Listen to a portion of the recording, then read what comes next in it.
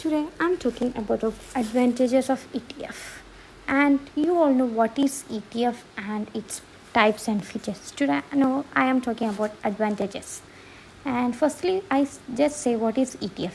Exchange traded funds. It is a type of investment fund and exchange traded product, meaning that is traded on stock. Exchange is much like other securities such as stocks but with an underlying asset. ETF are similar in many ways to mutual funds except that ETFs are bought and sold throughout the day on stock exchange. That means it is also that ETF also similar to other stock exchanges. That means like mutual funds and etc. Yeah, now I am talking about advantages. Here, first one is convenience in buying and selling. ETFs can easily be bought and sold like any other stocks on stock exchanges through terminals across the country. It can be bought and sold anytime during market hours at a price close to the actual net asset value of the scheme. That means it is very convenience in buying and selling. It can be bought and sold anytime. And next one is intraday purchase and sale. ETFs offer the convenience of intraday purchase and sale on the exchange.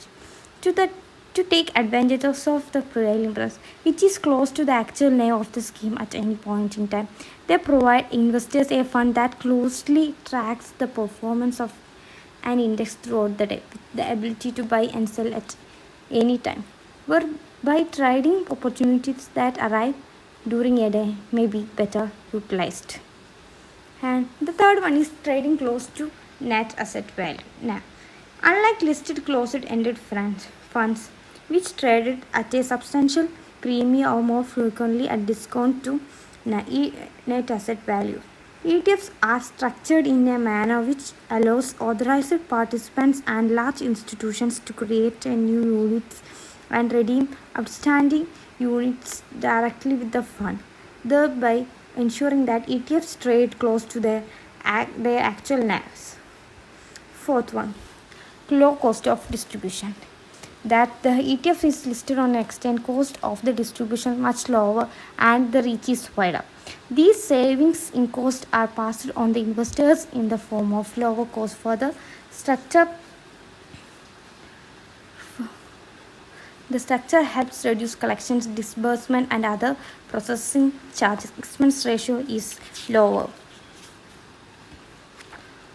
And the fifth one is protection to long-term investors.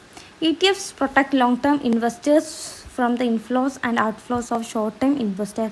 This is because the fund does not incur extra transaction costs for buying and selling the index shares due to the frequent subscriptions and redemptions. And sixth one is flexibility.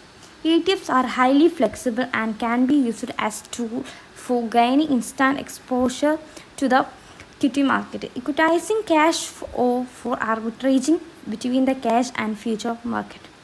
And the last one is exchange with underlying securities.